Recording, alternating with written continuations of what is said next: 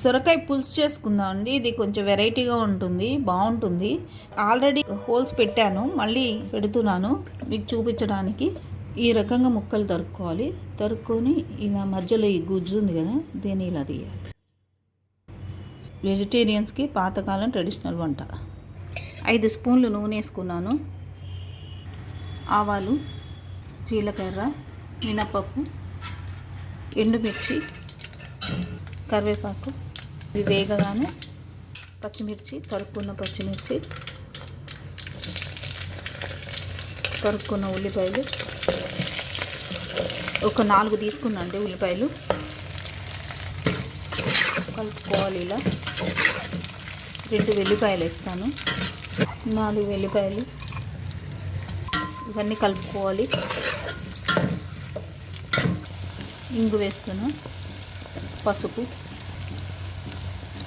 ధనియాలు, జీలకర్ర, మిరియాలతో కొట్టిన పౌడరు. కానీ ఇది పచ్చిదే, రోస్టెడ్ కాదు. ఒక 3-4 స్పూన్లు వేసుకోవాలి. నేను 4 స్పూన్స్ వేసాను. ఇలా కలుపుకోవాలి. వేగుతున్నాయి ఉల్లిపాయలు, వెల్లిపాయలు అన్నీ వేగుతున్నాయి. లైట్గా ఉప్పు వేస్తున్నానండి, ఎందుకంటే ఉల్లిపాయలు రోస్ట్ అవ్వడానికి. తర్వాత మళ్ళీ కర్రీలో వేసుకుందాం. ఇవి ముక్కలండి, ఇవి ముక్కలు. వీటిల్లో తీసిన ఇది గుజ్జు. ఇవి కలిపి వేసుకోవాలి. ఉల్లిపాయలు వేగినాయి, ముక్కలు వేసుకుందాం. నేను ఇందాక మర్చిపోయానండి, కొంచెం ఇది పుదీనా ఆకు, దీన్ని మధ్యలో కొంచెం వేసుకుందాం. ఎందుకంటే మంచి స్మెల్ వస్తుంది వేసుకుంటే. కూర చాలా బాగుంటుంది, అరోమా బాగుంటుంది. ఇవి వేసుకుందాం. ఇలా ఇలా కలుపుకోవాలి. ఇవన్నీ పైకి వస్తాయి, ముక్కలు కిందికి వెళ్తాయి. ఈ కూర మీద ఇలా నీళ్లు పోసుకొని నీళ్ళ మూత పెట్టుకోవాలి, ఎందుకంటే కింద అడగంటకుండా ఉంటుంది, ముక్క ఉడుకుతుంది. చింతపండు చిన్న చిన్న ఉసిరికాయలు ఉంటాయి చూడండి, అంత తీసుకోవాలి. ఈ ముద్ద తీసుకుంటున్నాను నేను. కూరలో చూడండి నీళ్ళు ఎట్లా ఊరినాయో, కుట్టుకుంటా అంటున్నాయి నీళ్ళు. కూర ఉడుకుతుంది. మనం కొంచెం ఉప్పు వేద్దాం. ఇప్పుడు కొంచెం ఉప్పు వేసుకుందాం. 1 స్పూను,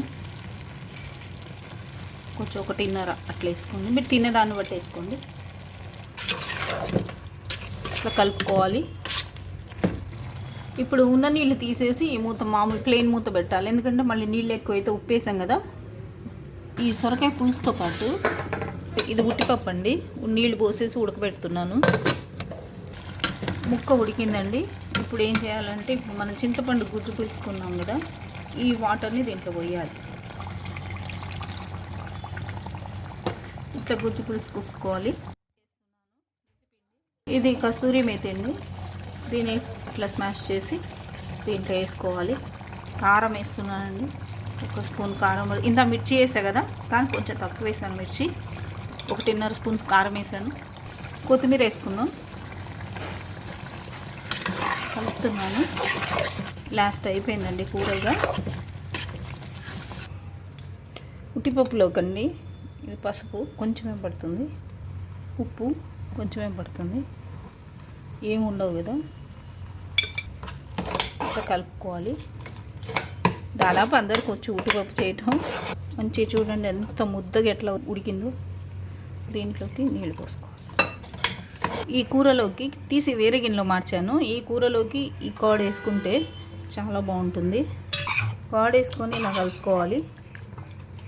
ఎంత బాగుంటుందంటే, ఒకవేళ పిల్లలు బ్యాచిలర్స్ చారు పొడి అట్లా ధనియాలు, జీలకర్ర, మిరియాల పొడి కుట్టుకోలేకపోతే, మిక్సీలో పట్టుకోలేకపోతే రసం పౌడర్ బయట దొరుకుతుంది. ఆ రసం పౌడర్ వేయండి దీంట్లో. ఉట్టిపప్పు అయిపోయిందండి, కలిపేసాను.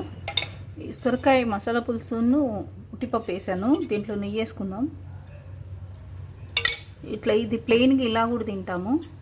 ఇట్లా చాలా బాగుందండి. ఇట్లా ప్లెయిన్ తినొచ్చు, చాలా బాగుంటుంది. ఇట్లా ఉట్టిపప్పును ఇది పులుసు కలుపుకొని తింటుంటే నెయ్యి వేసుకొని చాలా బాగుంటుంది. కామెంట్స్ పెట్టండి, ఎలా చేశాను, ఎలా కుదిరింది అనేది కామెంట్స్ పెట్టండి. లైక్ చేయండి, షేర్ చేయండి, సబ్స్క్రైబ్ చేయండి. చాలా బాగుందండి ఇట్లా తింటుంటే, ఉట్టిపప్పును పులుసు కలుపుకొని. అందుకే 2 చేసి చూపించాను. మీకు ఎలా నచ్చితే అలా తినండి.